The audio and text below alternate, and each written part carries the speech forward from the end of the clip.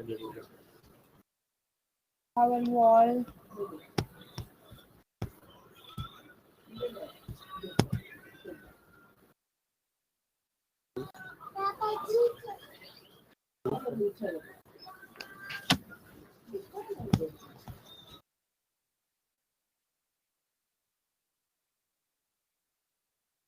How are you all? Experience कैसा रहा कल की क्लास आप लोगों का? कौन से स्टूडेंट्स हैं जिन्होंने, जिस तरह मैंने बताया था कि आप लोग टॉपिक से रिलेटेड जो है आप लोग नोट्स बनाएं, कोशिश करें जितने लोग कर सकते हैं। किस किस ने जो है वो अटेम्प्ट की है, और मज़ीद आज के बारे में थोड़ा सा बताएं कि आप लोग कैसे हैं, एक्सपेक्टेशंस क्या हैं।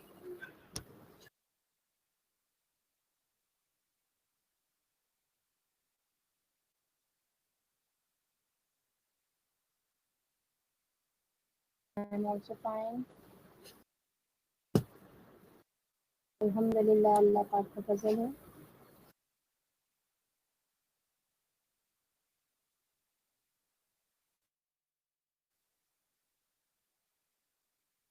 Thank you so much for appreciation सनिया।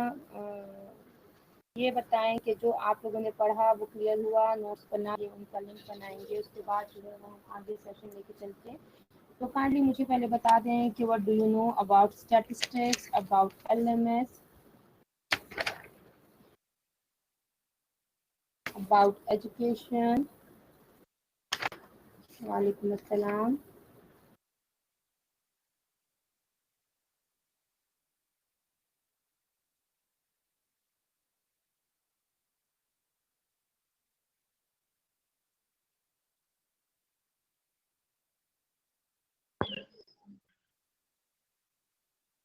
हम स्टैटिस्टिक्स कलेक्शन ऑफ डाटा और प्रेजेंटेशन जो होता है न्यूमेरिकल डाटा। आवाज़ नहीं आ रही, काइंडली आप चैट बॉक्स में लिख दें। माइक जो है वो अलाउ नहीं है ड्यूरिंग सेशन स्टूडेंट्स को, प्लीज। ठीक है।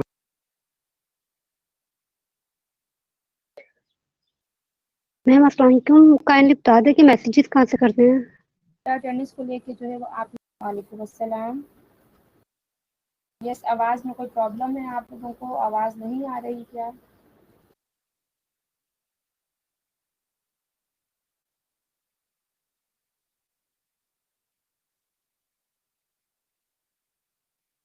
जी,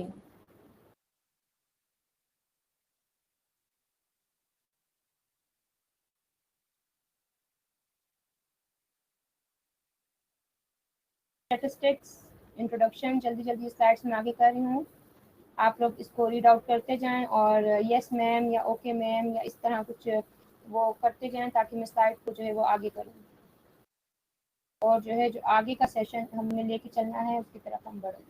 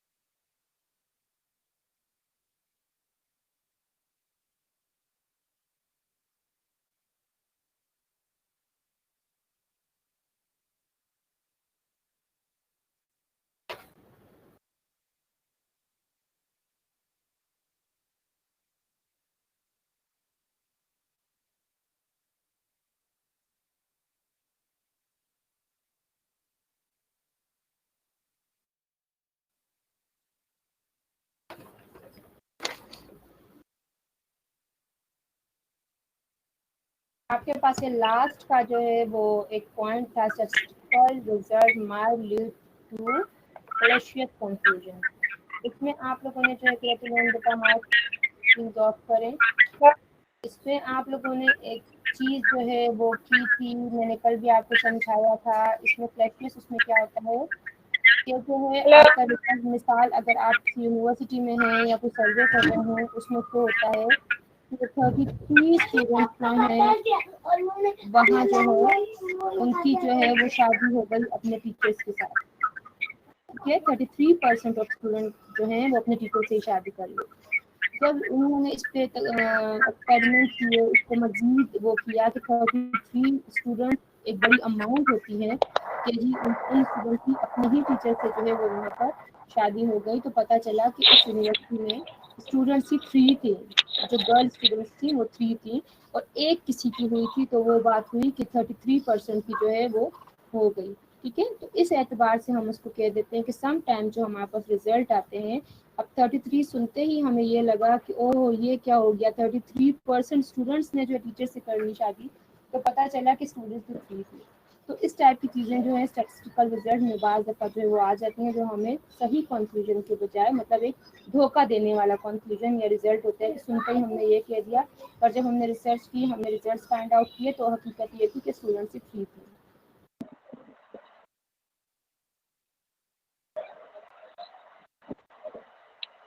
अटेंडेंस अभी है। कुरतुलैन आप क्या कह रही हैं? I am not getting you. Kindly chat box में लिखिए ताकि मुझे पता चले कि आप क्या कह रही हैं और मैं इसका जवाब पूछ कर रही सकूं।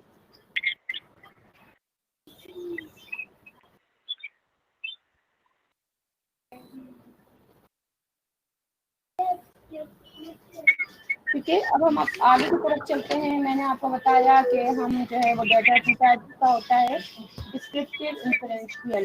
ठीक है, डिस्क्रिप्टिव में आप लोग क्या करते हैं कि डिस्क्रिप्टिव में आप लोग क्या करते हैं मुझे बताएं। वालेकुम अस्सलाम।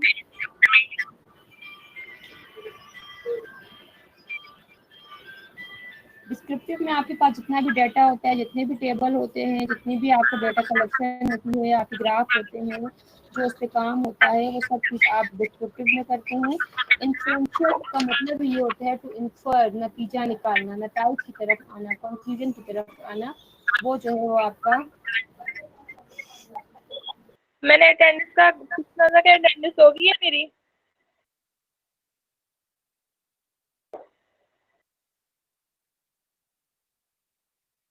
मैं आपसे रिक्वेस्ट कर चुकी हूँ, काइंडली अपना माइक जो है वो ऑफ कर दें। आप लोगों को माइक की परमिशन नहीं है। अटेंडेंस का मैम पूछना था, मैं ऑफ कर देती हूँ माइक। बेटा मुझे आवाज़ नहीं आ रही, मैं कह रही हूँ आप चैट बॉक्स में लिखें आप क्या कहना चाह रही हैं। प्लीज़ माइक ऑन ना करें, पूरी क्लास डिस्टर्ब होती है खुद से, और जो पढ़ाने का टेम्पो होता है वो भी टूट जाता है। प्लीज़ बीच में इंटरप्ट ना करें, please requesting you all of you.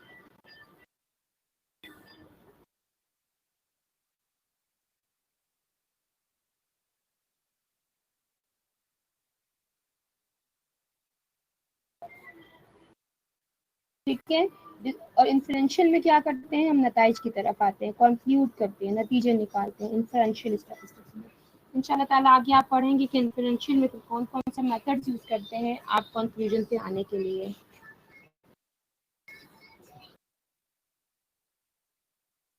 Leave attendance, I am repeating again and again. इसमें क्या हो जाता है, आपके पास जाहिर बात है वेरिएबल्स होते हैं डिफरेंट किस्म के। Variable means able to be varied.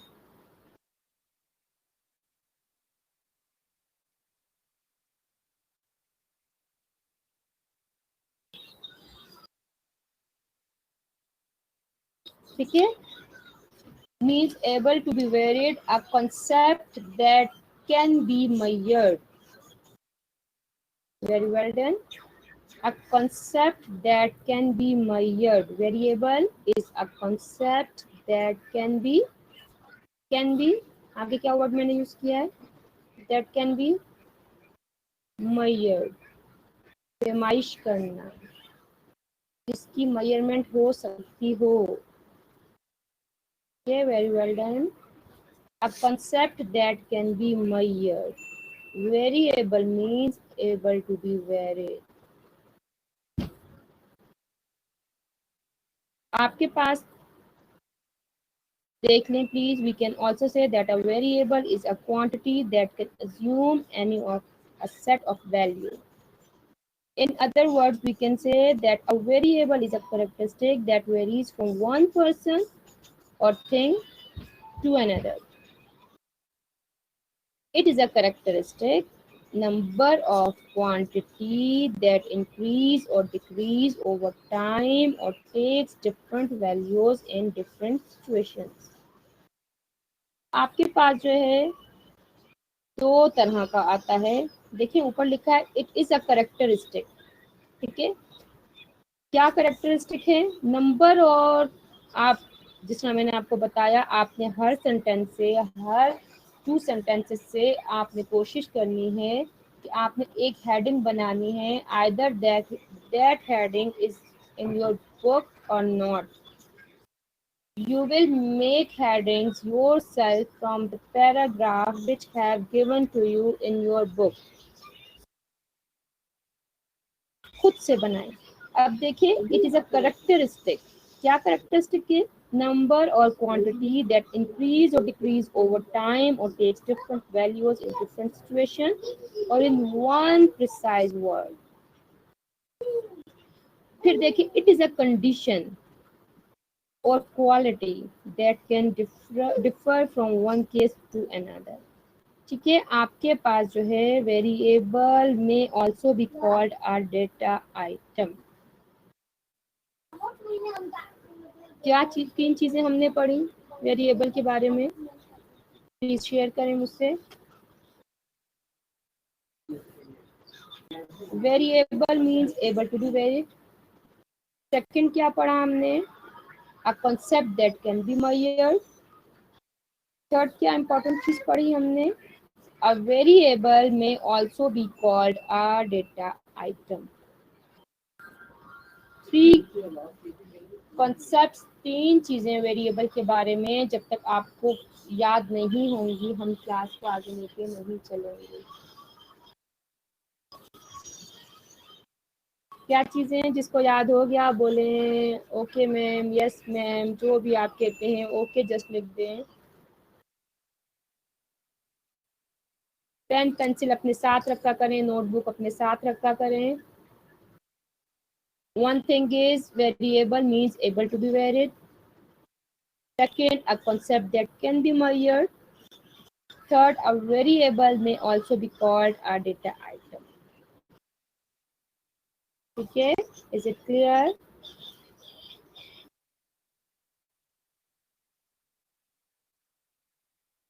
Very well done. एक और चीज आपको मेरे स्टार्ट में अनाउंस कि सॉरी लेट हो गई हूँ। वो स्टूडेंट्स जिन्होंने ये वर्कशॉप पहले अटेंड कर ली है उनके लिए ये इंस्ट्रक्शन है कि वो इसको अटेंड नहीं करेंगे। मिस्टेकनली जो है वो ये हो चुका है। कल से ये हर चीज़ सेट हो जाएगी। अगर आप पहले इस कोर्स वर्क की वर्कशॉप अटेंड कर चुके हैं तो आप इस वाली से क्विट कर जाएं। आपके लिए ये अटेंड करना दोबारा ज़रूरी नहीं है। मे भी पॉसिबल इसमें कुछ स्टूडेंट्स हों जो पहले अटेंड कर चुके हैं, उनका दोबारा नाम आ गया है, वो परेशान है कि पहले भी अटेंड की अब भी, तो पहले वाली आपकी काउंट होगी, ये वाली काउंट नहीं होगी। तो काइंडली आप इसे क्विट कर जाएं। आप लोगों को ये वर्कशॉप अटेंड करने की कोई ज़रूरत नहीं है। Is that clear? बेटा बिनिश, थर्ड पॉइंट ये था, मतलब आप वेरिएबल लिख देंगे means able to be varied. फिर आप लिख देंगे a variable may also be called a data item. ठीक है, मतलब आप हेडिंग बना सकते हैं another name of variable. तो आप कह देंगे a variable may also be called a data item. फिर आप लिख देंगे कॉन्सेप्ट, अ कॉन्सेप्ट। फिर लिख दें अ concept that can be measured. Variable is a concept, heading बना दें अ concept that can be measured. तो देखिए एक सेंटेंस, एक वर्ड से आपने 3 हेडिंग्स बना ली और उन तीनों को फिर अगली लाइन में सेंटेंस की शक्ल दे दें।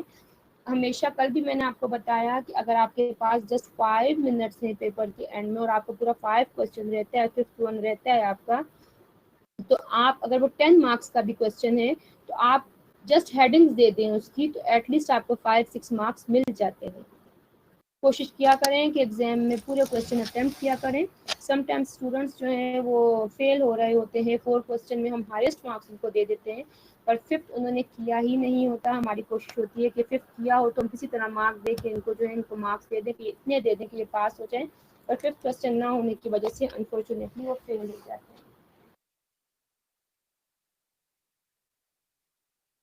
ठीक है,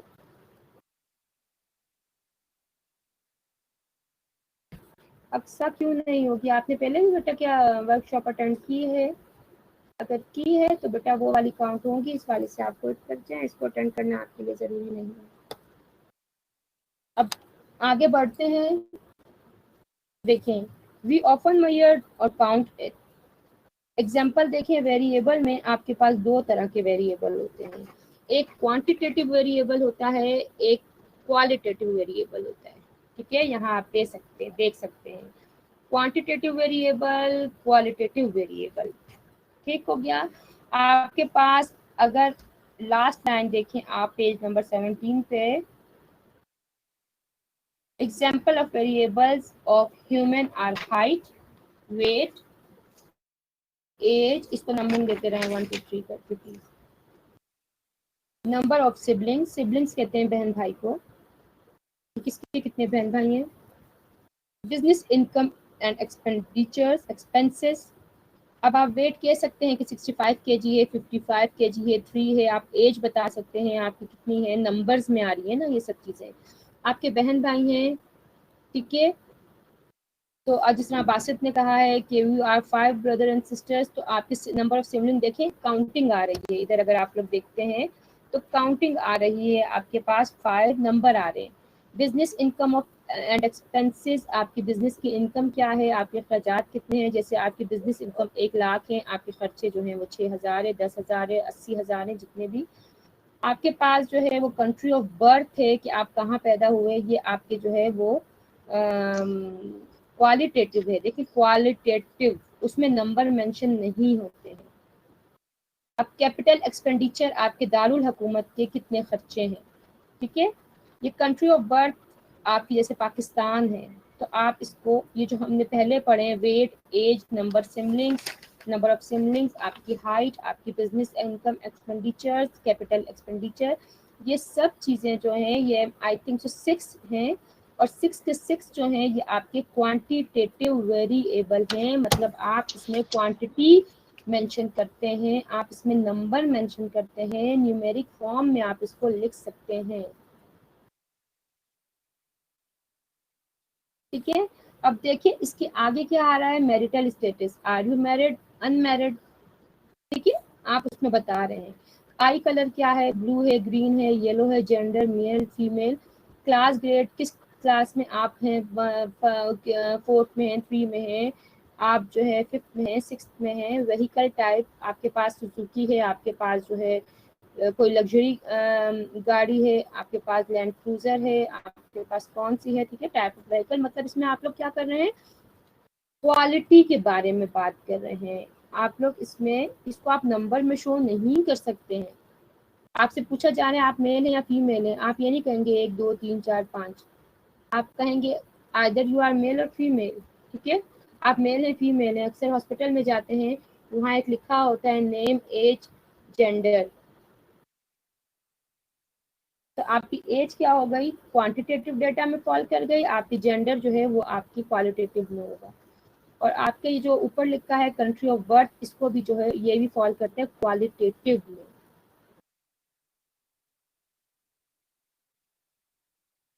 okay Safeer, because of you I again save attendance. ठीक हो गया, qualitative quantitative, is it clear. Variable that is numerical information measured are called quantitative.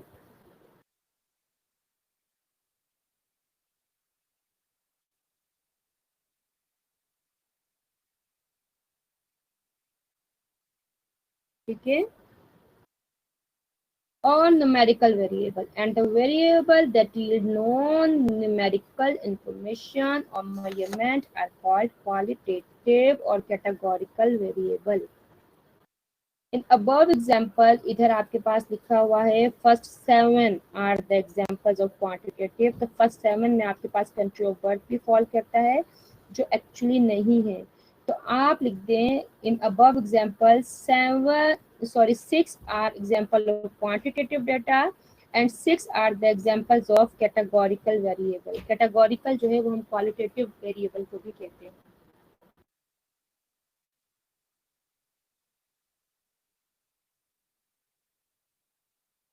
बेटा इसमें भी हम ये पढ़ेंगे ना, वेरिएबल, न्यूमेरिक, डिस्क्रीट, कॉन्टिन्यूअस, यही है। आप डिस्क्रिप्टिव इंफरेंशियल स्टैटिस्टिक्स पढ़ लिया है। Variable, able to be vary something that is very type of variable आपके पास। अब देखें मजीद क्लियर होता जाएगा।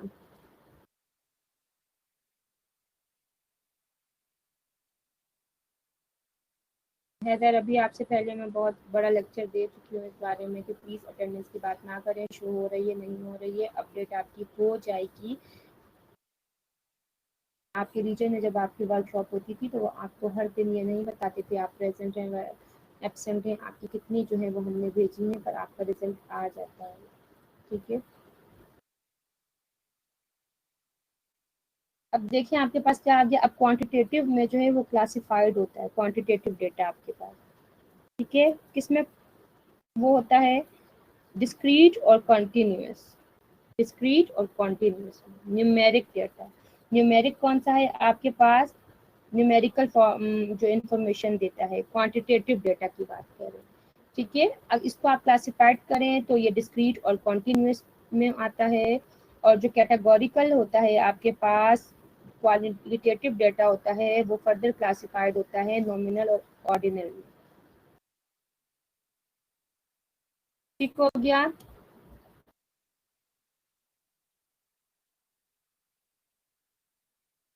जी बेटा, जिसको हम हिंसों में लिख सकते हो, जैसे 1 2 3 4 65 35 1 लाख 6000 नंबर्स में जिनको हम लिख सकते हैं, न्यूमेरिक फॉर्म में लिख सकते हैं साथ में।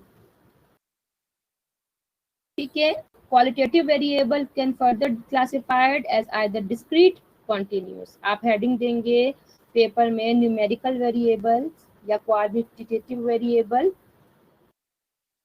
Can be classified into two categories। आप लिख दें डिस्क्रीट एंड कॉन्टिन्यूस। ठीक है, फिर लिखें आप क्वालिटेटिव का कर देंगे। तो क्वालिटेटिव किस में होता है, नॉमिनल और ऑर्डिनल में। अब मैं आपको बता दूंगी डिस्क्रीट क्या होता है। डिस्क्रीट जो है आपके पास वो डाटा होता है, आपके पास लिखा भी हुआ है, a discrete variable consists of separate individual categories values. No value can exist between two neighboring category values. Two neighboring categories या values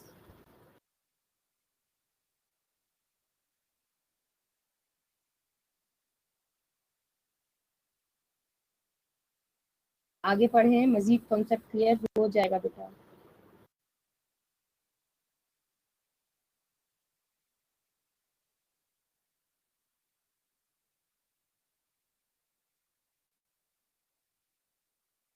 देख लें आप लोग प्लीज, जिस तरह आप लिखते हैं 7 और 8, 7 और 8 में जो है वो आपके पास जो है कोई भी ऐसे जो है पॉइंट्स में आप नहीं ले रहे, आप लिख रहे हैं 1 2 3 4 5 6 7 8।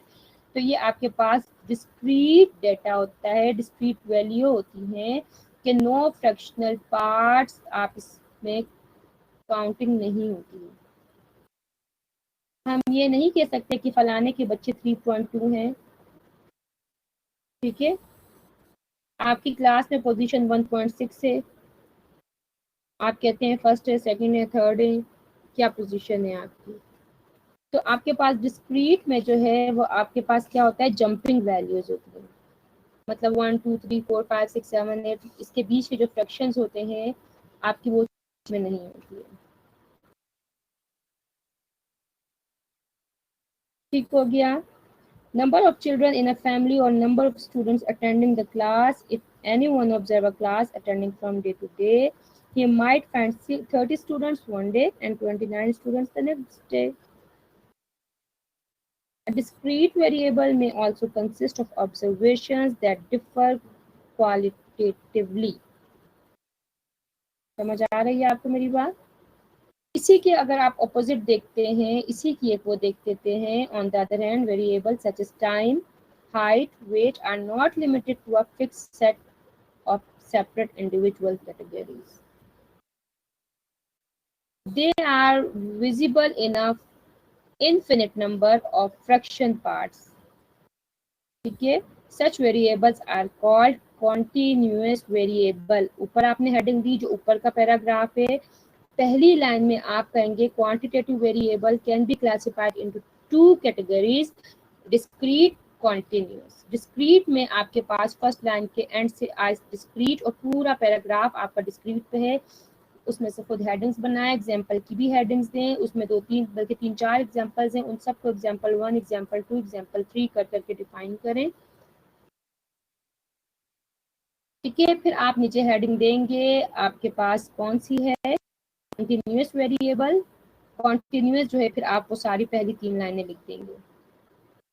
फिर आप हेडिंग देंगे एग्जाम्पल की। एग्जाम्पल क्या है, researcher is measuring the amount of time required to solve a particular mental arithmetic problem. आप ये प्रॉब्लम सॉल्व कर रहे हैं, मिसाल हम पेपर कर रहे होते हैं, हम उसमें कहते हैं कि हमारे पास 5 क्वेश्चंस हैं, हमारे पास 3 आवर्स होते हैं, आप 5 क्वेश्चंस को हाफ एन आवर पे डिवाइड कर देते हैं, मतलब 2.5 आवर में आपके क्वेश्चंस 5 हो जाते हैं। जो आधा घंटा आपके पास होता है उसमें आप पेपर की रीडिंग करते हैं, क्वेश्चन पेपर को रीड आउट करते हैं, एक्स्ट्रा शीट्स अगर लेते हैं, रोल नंबर लिखते हैं, उन चीज़ों के लिए आप आधा घंटा रख दें। बाकी हर क्वेश्चन को कोशिश करें आधे घंटे में अटेम्प्ट करें, तो आपके 5 क्वेश्चन 2.5 घंटे में हो जाएंगे।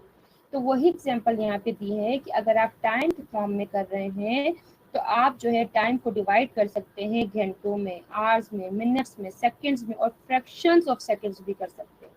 मिसाल अगर आप किसी की हाइट की बात करते हैं तो आप कहते हैं 6.6 हाइट है, 5.2 हाइट है, 3.2 हाइट है, तो उसको भी आप पॉइंट्स में कर देते हैं। किसी का वेट कर रहे हैं तो आप वेट में कर देते हैं कि मेरा तो 55.5 kg आ गया है। आप कोई बाजार में चीज़ लेने जाते हैं, चीनी लेने जाएं, चावल लेने जाएं, कोई भी ऐसी चीज़ लेने जाएं, उसका वेट जो है पॉइंट्स में भी आपके केजी का वेट आ जाता है। बेटा पहले ये तो समझ आ जाए किरण, आप लोग चाहते हैं कि मैं ऐसा करती हूँ लास्ट से स्टार्ट करती हूँ, आप लोग तो जो है ना वो मुझे टू बी वेरी फ्रैंक वो वाले स्टूडेंट्स लग रहे हैं जो कोई मूवी होती है तो वो कहते हैं हम क्या 3 घंटे जो है इस मूवी के पीछे पार करें, तो वो मूवी का नाम देखते हैं और जस्ट उसका जो है ना वो एंड देखते हैं और एंड में देखते हैं कि हीरो ने क्या कर दिया या विलन ने क्या कर दिया, और वो कहते हैं भाई हमने तो पूरी मूवी देख ली, उसमें तो ये था और उसमें ये था। तो काइंडली हम जो है ना वो आहिस्ता आहिस्ता आगे बढ़ते हैं। पहले इसमें आपके पास जो स्लाइड शो हो रही है इसमें आपके पास न्यूमेरिक जो आपका वो है डाटा, उसमें डिस्क्रीट, कॉन्टिन्यूअस है। डिस्क्रीट को आप मैंने कह दिया जंपिंग वैल्यूज होती हैं, इसमें फ्रैक्शन नहीं होती। कॉन्टिन्यूअस में आपके पास फ्रैक्शन भी होती हैं। कैटेगोरिकल, नॉमिनल, ऑर्डिनल, ये चीज़ें आप अभी तो हम इसी से ही आगे बेटा नहीं गए, तो नेक्स्ट स्लाइड कैसे कर दूँ आगे।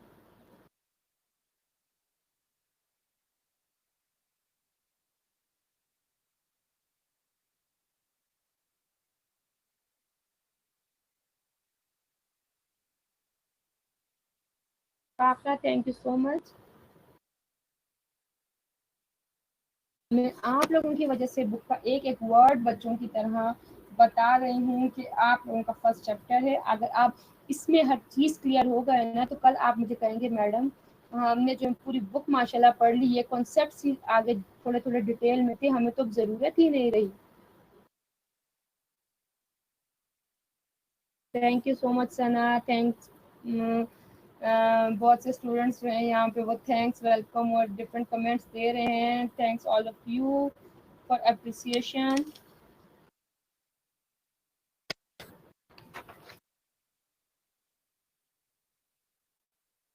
Adeela just nice.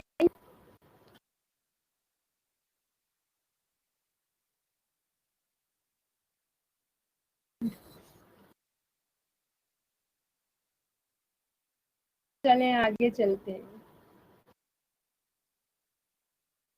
अदीला कुछ कमेंट देने लगी हैं, होप्स हो के नाइस से बेहतर होगा। देखते हैं जब चैट बॉक्स में आता है कि अदीला ने क्या कमेंट दिया।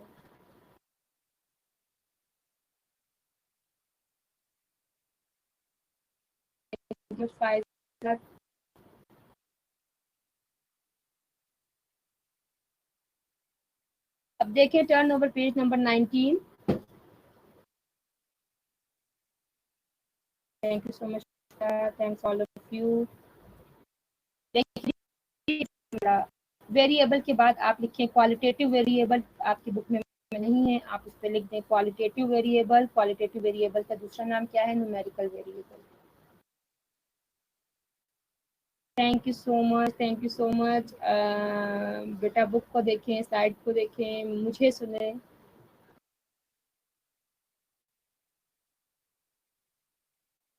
ठीक है, और दूसरी तरफ आपके पास लिखें क्वालिटेटिव वेरिएबल और कैटेगोरिकल वेरिएबल।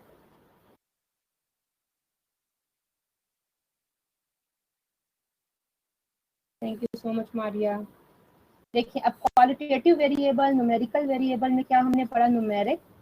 ठीक है, ये बात हो रही है, न्यूमेरिक बात हो रही है। इसी के साथ बेशक आप लिख लें क्वालिटेटिव वेरिएबल, ऊपर उसके साथ वाले पे लिख दें क्वालिटेटिव। ये वाला न्यूमेरिक जो है वो क्वांटिटेटिव। आपको मैं जो है वो 1 दर्जन अंडे दे दूँ, मेरे को काउंट करके बताएं, आप कहेंगे मैडम ये 12 है।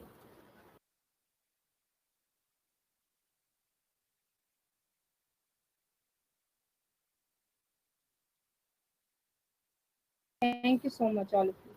ठीक है, न्यूमेरिक जिसको काउंटिंग में लिख सकते हैं, क्वालिटी जिसमें आप क्वालिटी बता देते हैं। ठीक है, देखिए उसमें हमने क्वांटिटेटिव में क्या पढ़ा? दो तरह के पढ़े, डिस्क्रीट, कॉन्टिन्यूस। डिस्क्रीट आपके पास जो है मैंने आपको बता दिया, बार बार बता रही हूँ, जंपिंग वैल्यू जैसे 1 2 3 4 5 6। कॉन्टिन्यूस में आपके पास फ्रैक्शन में भी हो सकती है। ठीक है, आगे हम पढ़ेंगे नॉमिनल और ऑर्डिनल। इसके अलावा आपके पास जो है आप देख लें लेवल ऑफ स्केल जो है वो किसी भी वेरिएबल को एक खास स्ट्रक्चर देता है। मतलब हम अगर ये कहें कि 3 kg चीनी चाहिए तो सही है, मगर हम अगर ये कहें कि 3 फीट चीनी चाहिए, या ये नहीं कह सकते कि फलाने ने कद में 5 kg दूसरे से लंबा है। ठीक है, तो हम हर चीज़ का एक स्केल रखते हैं। साकिब, नादिया, लगता है आप अभी लॉग इन हुए हैं।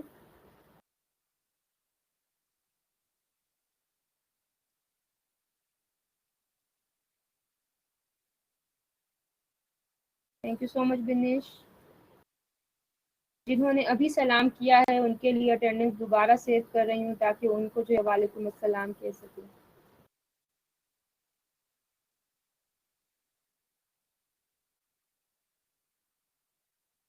ठीक है बेटा, देखें अब स्केल जो है वो हम हाइट के लिए, इंच के लिए, कोई चीज़ अगर हमने हाइट को करना है हम फीट में लेते हैं कि उसकी कितनी फीट हाइट है। हम चीनी लेते हैं तो हम केजी में लेते हैं।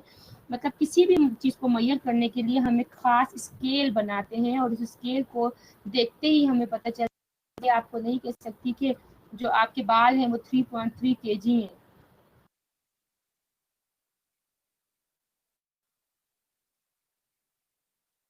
बेटा शो नहीं हो रही तो खुश हो जाएं, इसका मतलब है आपकी प्रेजेंस है वहां पर, शो हो जाएगी। Leave this topic. आप लोगों को नमाज ब्रेक जो है वो आफ्टर 15 मिनट्स होगी, क्योंकि जो है जिस एरिया में मैं हूँ वहाँ पर जो है वो अजान जो है वो 7:45 पे होती है, तो उसके 45 के अराउंड दूंगी ताकि आपकी नमाज भी हो जाए और मैं भी पढ़ लूँ। कल की अटेंडेंस शो नहीं हुई, डोंट वरी, आपका वहाँ अपडेट हो जाएगा। देखिए लेवल ऑफ मेजरमेंट देखें, there are 2 basic type of variable. वही जो पहले बात हमने की, क्वालिटेटिव एंड कैटेगोरिकल या क्वांटिटेटिव। ठीक है, क्वांटिटेटिव एंड कैटेगोरिकल यही जो हम कह चुके हैं। क्वालिटेटिव भी कह सकते हैं कैटेगोरिकल को हम। ठीक है, क्वांटिटेटिव, क्वालिटेटिव ये भी आप लिख सकते हैं। Each uses different type of analysis and measurement requiring the use of different type of measurement scale. अब आपको पता होना चाहिए कि स्केल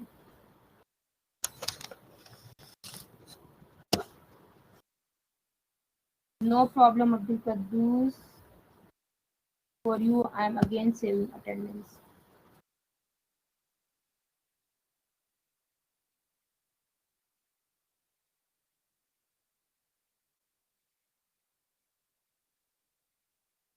ठीक हो गया, आपके पास स्केल पता होना चाहिए क्या है, स्केल क्या होता है। Scale is a variable gives certain structure of the variable and also define the meaning of the variable.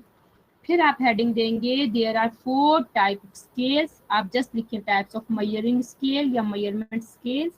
आपके पास क्या हो जाएगा,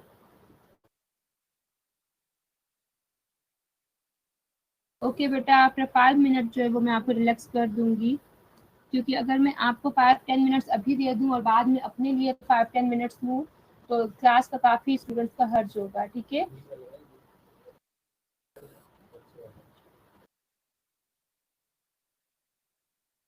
ओके सना, आपके कहने पे अगेन अटेंडेंस ले ली, ठीक हो गया। Nominal, ordinal, interval and ratio. अब जो है जो आप लोग बार बार रिक्वेस्ट कर रहे थे कि काइंडली स्लाइड आगे कर दें, अब हमारी जो है वो स्लाइड आगे हो। अब हम 8 स्लाइड पे जाएंगे, ठीक हो गया।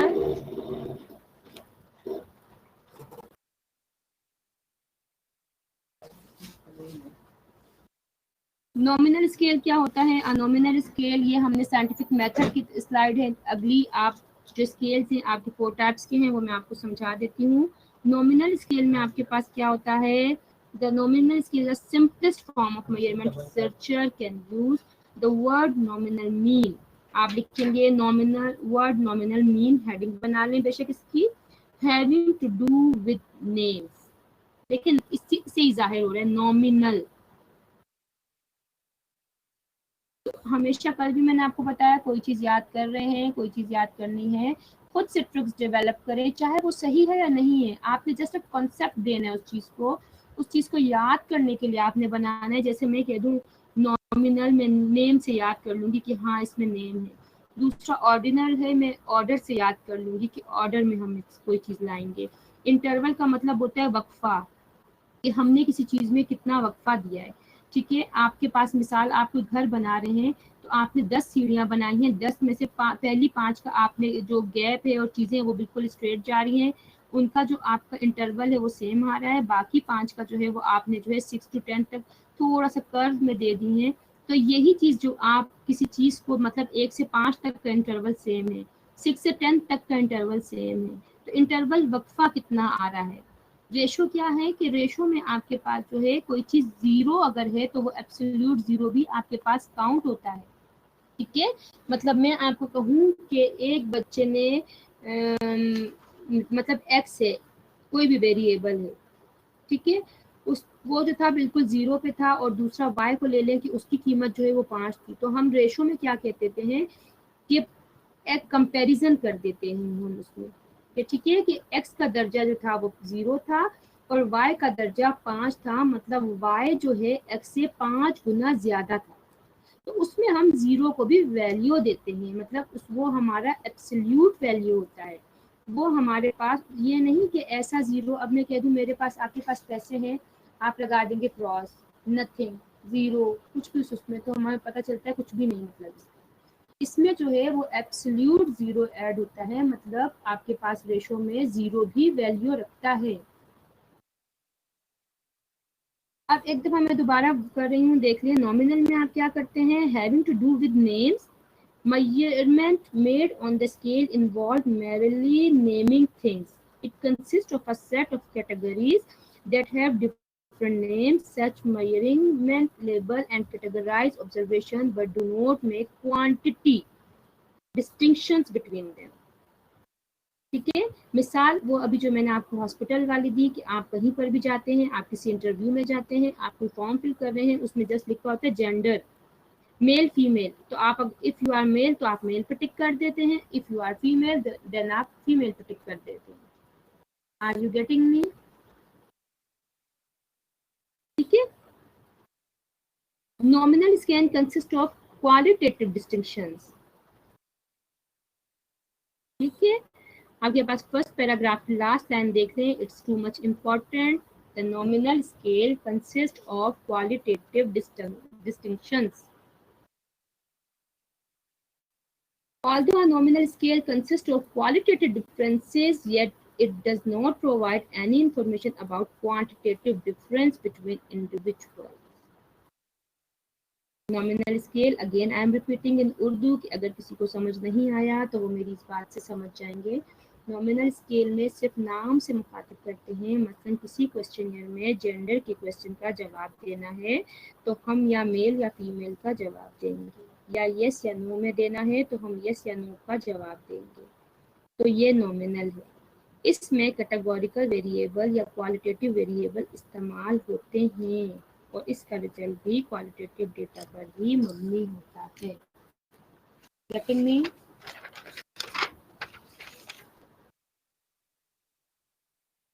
फिर आपके पास क्या आ जाता है,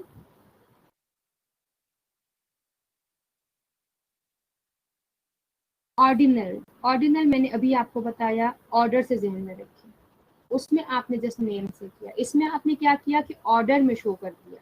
मसलन आपकी क्लास में 3 स्टूडेंट्स हैं या 4 हैं या 10 हैं या 15 हैं या 16 हैं, आप जो है कह देंगे कि अली जो है वो क्लास का पोजीशन वाइज अगर आप कर रहे हैं तो आप कह देंगे फर्स्ट वो है, सेकंड वो है, थर्ड वो है। आपने एक ऑर्डर में कर दिया डेटा, ठीक है, बेशक नेम से आपने शो किया है मगर क्या कि आपने उसको एक ऑर्डर में शो कर दिया है, आपने एक प्रॉपर वे में शो कर दिया है कि आपने उसको नंबर्स दे दिए हैं 1 2 3 फर्स्ट सेकंड थर्ड, या इस तरह, मतलब एक सीक्वेंस वाइज उसको अरेंज कर लिया, आपने एक तरतीब से कर दिया, एक ऑर्डर में कर दिया। ठीक हो गया। इसमें आप ये भी कह सकते हैं, देखिए इस तरह मैं रीड आउट करती हूँ, आपको मजीद समझ आ जाएगा। ऑर्डिनल स्केल में जो है वो आपने क्या किया, आपका मैग्नीट्यूड और ऑर्डर सीक्वेंस में आ जाता है। इन ordinal scale of measurement, the categories that make up the scale not only having separate names but also are ranked in items of magnitude. This scale consists of a set of categories that are organized in an order sequence. For example, देखिए, a manager of a company is asked to rank employees in terms of how well they perform their duties. Company में जो manager हैं उन्होंने कह दिया कि जितने भी वर्कर हैं जो काम कर रहे हैं उनको ड्यूटी देखेंगे, कौन कैसी ड्यूटी परफॉर्म कर रहा है।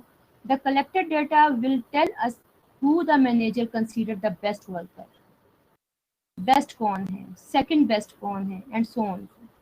The data may reveal that worker who is ranked second is viewed as doing better than the worker who is ranked third, कि जो फर्स्ट पे कर रहा है मींस वो आउटस्टैंडिंग है, सेकंड वाला उससे थोड़ा कम है मगर बाकियों से बहुत बेहतर है, थर्ड वाला जो है, अब देखिए सेकंड क्या शो कर रहा है कि थर्ड से उसकी परफॉर्मेंस अच्छी है। We can get no information about the amount, हम अमाउंट की बात नहीं कर रहे कि कितनी अच्छी है, कितने परसेंट है, परसेंट की भी अगर हम बात कर लें, मतलब इसमें अमाउंट आप नहीं कह रहे, आप जस्ट उसको ऑर्गेनाइज कर रहे हैं इन प्रॉपर वे में कि सबसे अच्छा कौन है। मिसाल हम क्लास में कह दें कि एक बच्चा जो है फर्स्ट सेकंड थर्ड या सीरियल नंबर दे दें या हम उसकी तरतीब दे दें, रैंक वाइज कर दें हम उनको अरेंज, तो यही चीज़ जो है वो आता है। जैसे मैंने आपको बताया कि आपका जो नॉमिनल डेटा है ऑर्डिनल उसमें फॉल करता है।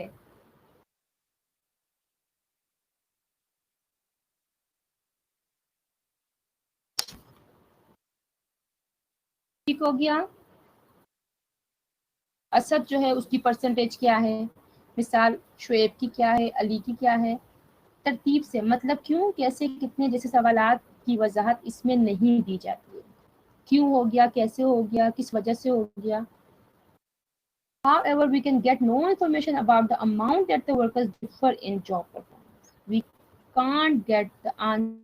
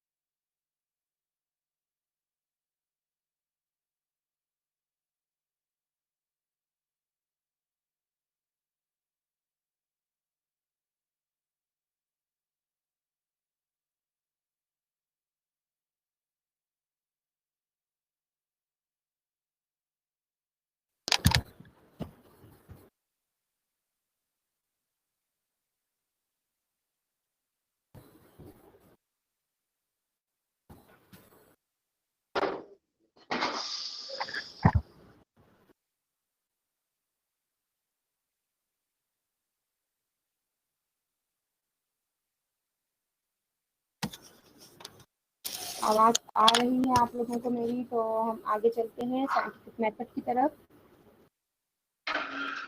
ओके, नमाज पढ़ ली आप लोगों ने, अपने लिए भी दुआ की, मेरे लिए भी दुआ की होगी, वो तो आप लोगों को पता होगा मेरे लिए की है कि नहीं की। और आप लोगों को मैंने बताया था कि आप लोगों ने फजर नमाज पढ़ना है और शुरू आखिर में दरूद शरीफ ज़रूर पढ़ना है, हर दुआ के शुरू में, हर वजीफे के शुरू में। और वो दुआ ज़रूर कबूल होती है जिसमें दरूद शरीफ पढ़ा जाए शुरू आखिर में। तो हम चलते हैं साइंटिफिक मेथड की तरफ। ठीक है, scientific method, what do you know about science? Science क्या चीज़ होती है?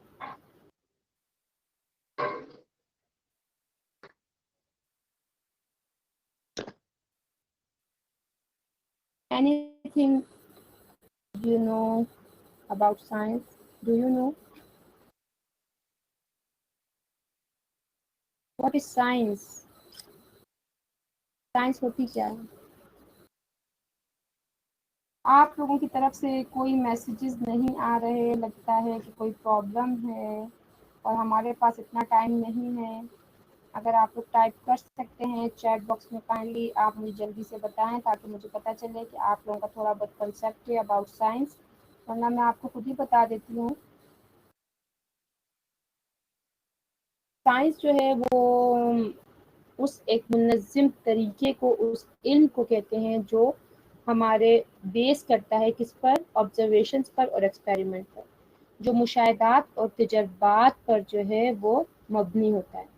ठीक है, science is based on observations and experiment. इसमें हम ऑब्जर्व भी करते हैं चीज़ों को, हम उन पर एक्सपेरिमेंट भी करते हैं क्या ये सही है या नहीं है, और उसके हक़ाइक़ जानते हैं कि कौन सी चीज़ जो है वो फैक्चुअल, डिफरेंट चीज़ें हम इसमें पढ़ते हैं। ठीक है, किस पे बेस करती है साइंस हमारी?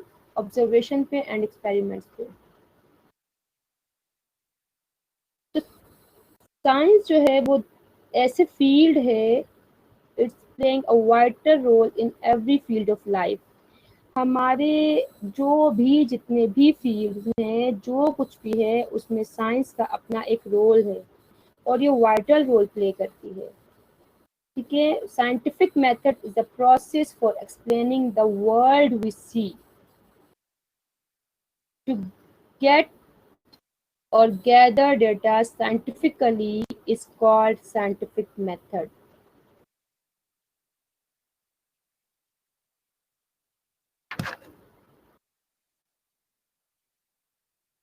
ठीक है, क्या होगा? To get or gather data scientifically is called scientific method. जो दुनिया हम देखते हैं उसकी वजाहत के लिए जो अमल, जो प्रोसेस होता है वो आपका साइंटिफिक मेथड पर ही बेस करता है। ये जो है मुशाहिदात से, ज़ाती तासुबात से पाक होते हैं। ठीक है, देख लेते हैं आगे पेज नंबर 21। साइंटिफिक तरीका में हम क्या करते हैं? मामलात और मरहले की तह तक पहुंचकर हम उसका हल तलाश करते हैं। इन मराहिल के दर्ज झैल आपके पास वो दिया गया है नीचे कि इसमें हम क्या क्या ऑब्जर्व करते हैं, कौन से टूल यूज़ करते हैं। Scientific method is a tool for, कैसा टूल है, क्या चीज़ है? फॉर्मिंग एंड फार्मिंग क्वेश्चंस, हम इसमें क्वेश्चंस बनाते भी हैं, हम उसके आंसर भी देते हैं। Collecting information to answer those question, जो क्वेश्चन हम बना लेते हैं उसी के हम उसमें आंसर भी देते हैं, क्यों, कहाँ, कैसे। Revising old and developing new question. ठीक है, ओल्ड क्वेश्चन को रिवाइज और नए क्वेश्चन की डेवलप करना। आपके पास साइंटिफिक मेथड में जो है वो आपके पास इस प्रोसेस में जो है the process is as follow. आपके पास क्या है? Ask a question, define the problem, forming a hypothesis, conducting the experiment, testing the hypothesis. आपका मतलब क्या है? पहले में आप क्या करते हैं? मसले की पेशकश, काबिल तहकीक को, क्वेश्चन वो करते हैं, आप ऑब्जर्व करते हैं। आप कोई भी चीज़ ऑब्जर्व किससे करते हैं? अपने सेंसेस से। सेंसेस क्या हैं? जो 5 अल्लाह पाक की तरफ से दिए गए हैं हमें, हमारा देखना, हमारा सुनना, हमारा सूंघना, हमारा चखना, हमारा महसूस करना, ये हमारे सेंसेस हैं। ये जो है हम ऑब्जर्वेशन जो है वो इन सेंसेस के थ्रू जो है वो ऑब्जर्व करते हैं। आस्किंग अ क्वेश्चन में क्या होता है, is the first step of scientific method, good questions come from careful observation. आप किसी चीज़ को ऑब्जर्व करते हैं, आप क्वेश्चंस बनाते हैं, आप क्वेश्चन डेवलप करते हैं, ओल्ड क्वेश्चन को रिवाइज करते हैं। जैसा कि हमने ऊपर पढ़ा, बाज़ दफ़ा हम ऑब्जर्वेशन के लिए कि ऑब्जर्वेशन बिल्कुल क्लियर होनी चाहिए, कॉन्सेप्ट क्लियर होना चाहिए, हम बाज़ दफ़ा इनके लिए डिफरेंट इंस्ट्रूमेंट्स यूज़ करते हैं। जैसे हम माइक्रोस्कोप यूज़ कर लेते हैं, टेलीस्कोप यूज़ कर लेते हैं। माइक्रोस्कोप साइंस वाले स्टूडेंट्स को पता होगा कि बहुत छोटी छोटी चीज़ों को हम यूज़ करें देखने के लिए माइक्रोस्कोप है। फिर हम डिफरेंट चीज़ों को देखने के लिए टेलीस्कोप यूज़ करते हैं। माइक्रोस्कोप के फंक्शन डिफरेंट होते हैं, टेलीस्कोप जो है उनके जो है वो डिफरेंट। आप टेम्परेचर आप चेक करते हैं, आप थर्मामीटर से करते हैं, आपने बीपी चेक करना है तो आप बीपी और से करेंगे। बिल्कुल इसी तरह हम डिफरेंट इंस्ट्रूमेंट्स यूज़ करते हैं डिफरेंट क्वेश्चंस को वो करने के लिए, आंसर को। These instruments extend the range of senses. In instrument से आपके इन सेंसेस की रेंज होती है वो एक्सटेंड हो जाती है, मज़ीद क्लियर हो जाती है, आसानी हो जाती है ऑब्जर्वेशन में। During the observation many questions come in mind में आते हैं। The scientific method. Are you getting me? आवाज आ रही है आप लोगों को मेरी?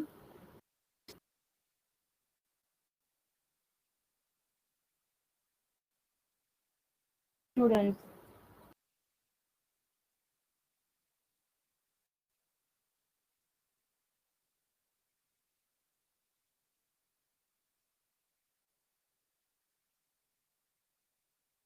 ठीक हो गया?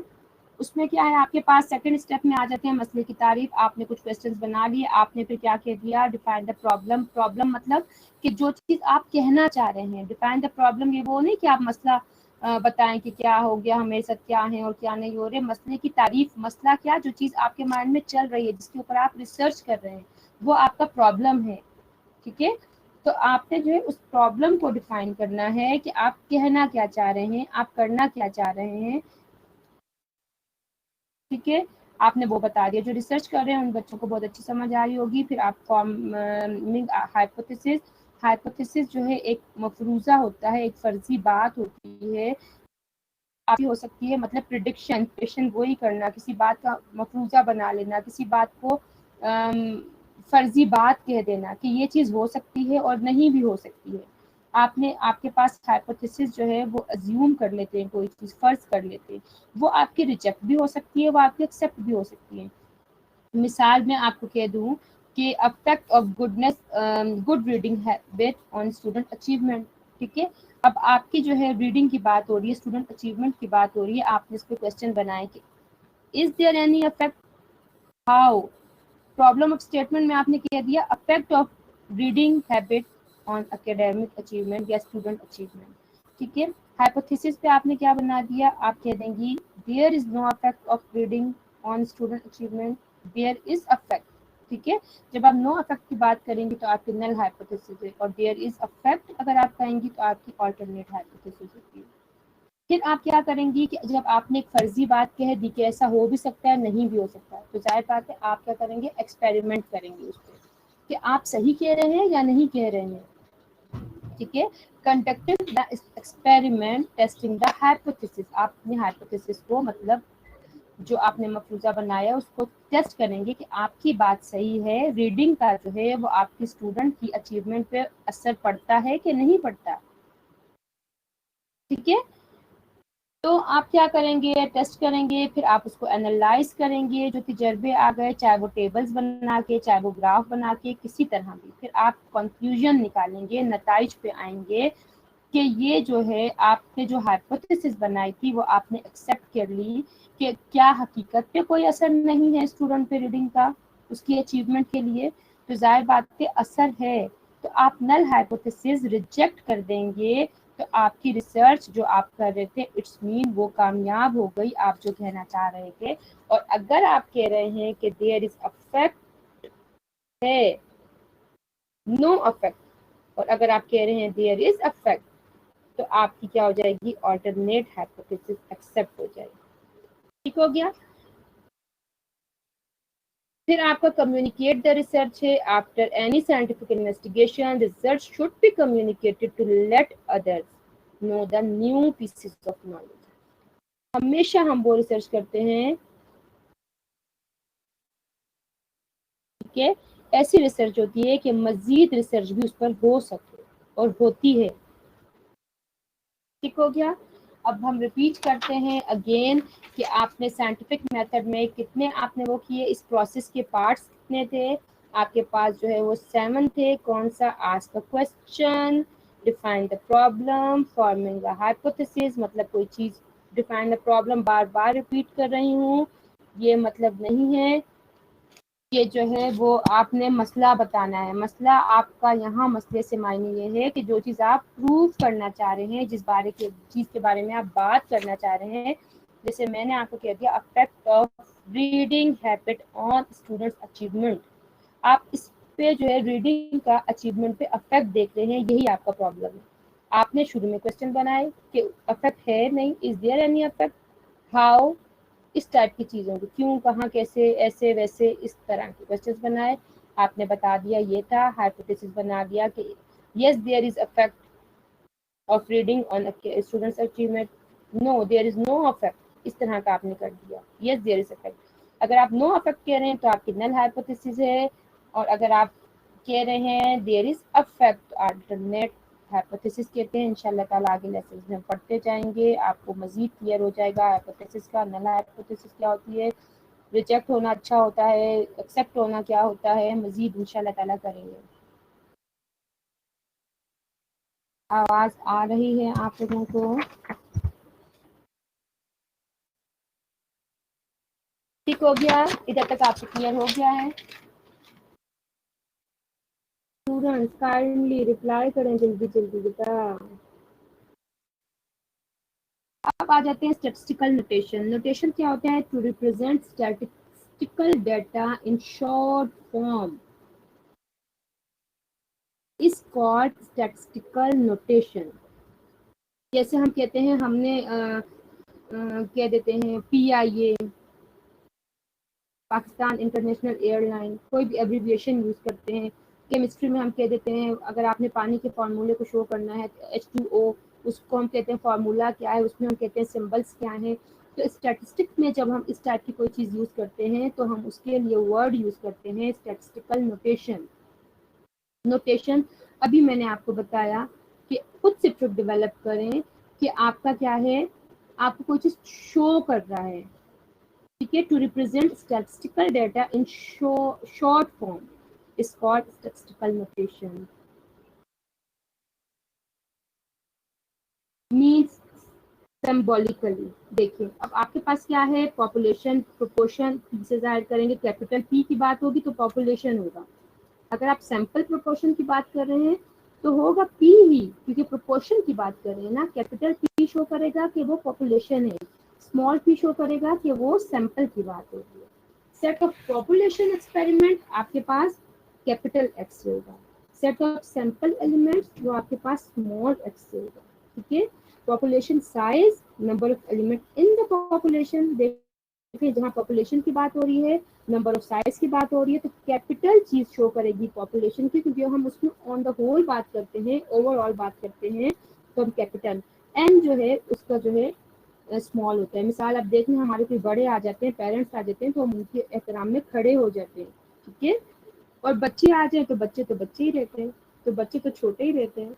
इस उससे भी आप जो है वो जहन में रखें कि बड़ों को या ज्यादा चीज को हम कैपिटल से वो करेंगे, बड़ी हो जाएंगे, इज्जत हो जाएगी। अभी बता रही हूँ कि ट्रिक्स डेवलप करें, बार बार एक चीज रिपीट कर रही हूँ आपको, ठीक है। पॉपुलेशन मीन के लिए मीन का साइन यूज करते हैं, सैंपल मीन के लिए स्मॉल x कर लेंगे, standard deviation of population sigma कर लेंगे। जो स्टूडेंट कल ये सब याद करके आएगा तो इट्स